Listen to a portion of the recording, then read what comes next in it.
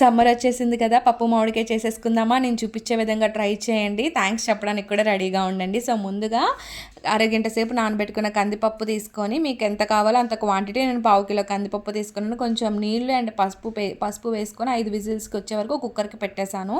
బాగా ఉడికిపోవాలన్నమాట. తర్వాత వేరే గిన్నెలో కొంచెం వాటర్, మన కారానికి సరిపడినంత పచ్చిమిర్చి అండ్ మామిడికాయ ముక్కలు తొక్కి తీసి పెట్టుకున్నాను, అవి కూడా బాయిల్ చేసేసుకోండి. బాగా ఉడికిపోయిన తర్వాత ఇలా పప్పులోని ఏవైతే మనం ఆల్రెడీ ఉడకబెట్టుకున్న మామిడికాయ ముక్కలు, ఆ గుజ్జు వేసేసుకొని బాగా మ్యాష్ చేసేసుకొని, కొంచెం ఉప్పు కొంచెం నీళ్లు వేసేసుకొని సిమ్లో పెట్టుకొని మరగబెట్టుకుంటూ ఉండండి.